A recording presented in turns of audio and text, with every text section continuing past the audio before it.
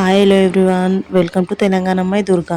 So ఈరోజు topic వచ్చేసి ఏంటంటే ఫ్రెండ్స్, ఇంట్లోనే సింపుల్గా గోధుమ పిండితో బిస్కెట్లు ఎలా తయారు చేసుకోవాలనేసి రెసిపీ చూసేద్దాం. సో వీడియో చూసే ముందు ఫస్ట్ ఆఫ్ ఆల్ నా ఛానల్ కనుక ఎవరైనా కొత్తగా చూస్తే ఛానల్ సబ్స్క్రైబ్ చేసుకోండి. ఇలాంటి మరిన్ని వీడియో కోసం బెల్ ఐకాన్ని క్లిక్ చేయండి. సో ఈరోజు రెసిపీ వచ్చేసి ఏంటంటే, బిస్కెట్స్ తయారు చేసుకోవడానికి కావాల్సినవి ఏంటంటే గోధుమ పిండి, చక్కెర, వాము. ఫస్ట్ ఒక బౌల్ తీసుకొని దాంట్లోకి మనం 2 కప్స్ గోధుమ పిండిని తీసుకుందాం. అందులోకి కొంచెం వాము వేసుకుందాం. సో వాము వల్ల ఏమవుతుందంటే చిన్నపిల్లలకి చాలా బాగా డైజెస్ట్ అవుతుంది. సో పిల్లలకి బాగా టేస్ట్ కూడా ఉంటుంది. సో చాలా ఇష్టంగా తింటారు. ఇందులోకి మనం షుగర్ తీసుకుందాం. సో షుగర్ వచ్చేసి ఏంటంటే 2 కప్స్ గోధుమ పిండి తీసుకున్నాం కాబట్టి 1 కప్ షుగర్ అయితే సరిపోతుంది. కాకపోతే మనకు టేస్ట్కి తగ్గట్టు తీసుకోండి. పిండిలో షుగర్ అనేది తొందర మిక్సప్ అవ్వాలి అంటే మనం షుగర్ని మిక్సీ పట్టుకుంటే చాలా బాగుంటుంది. దానివల్ల తొందరగా పౌడర్ అయిపోయి మిక్స్ అయిపోతుంది. దాంట్లోకి కొంచెం నెయ్యి యాడ్ చేసుకుందాం, ఎందుకంటే ఫ్లేవర్ బాగుంటుంది. ఇక్కడ నేనైతే వాటర్తో కలిపేసుకుంటున్నాను పిండి. సో మీ ఇష్టం ఫ్రెండ్స్, పాలైనా వేసుకోవచ్చు. పాలు వేసుకుంటే ఇంకా బాగుంటుంది. అందుబాటులో లేవనేసి నేను వాటర్తో చేస్తున్నాను, కానీ ఇలా కూడా చాలా బాగానే టేస్టీగా ఉంటాయి. ఒకసారి ట్రై చేయండి.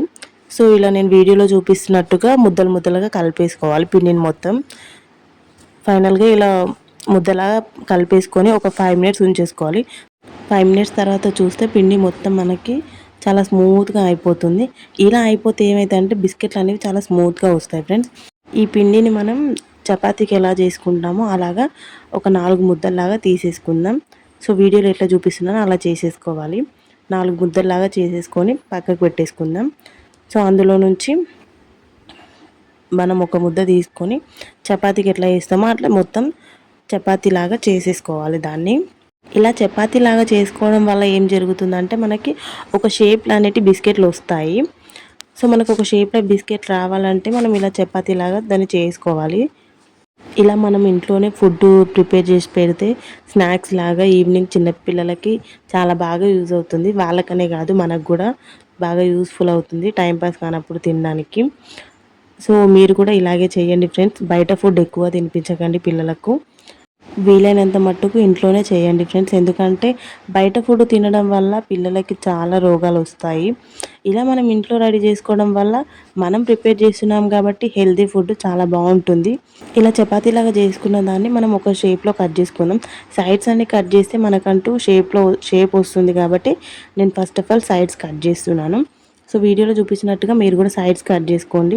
సైడ్స్ కట్ మొత్తం 4 మూలలు సైడ్స్ కట్ చేసిన తర్వాత, సో మీ ఇష్టం, మీకు ఏ షేప్లో కావాలనుకుంటే ఆ షేప్లో బిస్కెట్స్ అనేది కట్ చేసుకోండి. ఒక షేప్లో బిస్కెట్స్ కట్ చేయడం వల్ల పిల్లలు చాలా ఇష్టంగా తింటారు. సో ఇలా మొత్తం బిస్కెట్స్ అన్ని చిన్న చిన్నగా కట్ చేసేసుకోవాలి వీడియోలో చూపిస్తున్నట్టుగా. ఇక మొత్తం బిస్కెట్స్ అన్ని రెడీ. ఒక సైడ్ వచ్చేసి స్టవ్ పైన ప్యాన్ పెట్టేసుకొని ప్యాన్లో ఆయిల్ వేసేసుకొని హీట్ చేసేసుకోవాలి.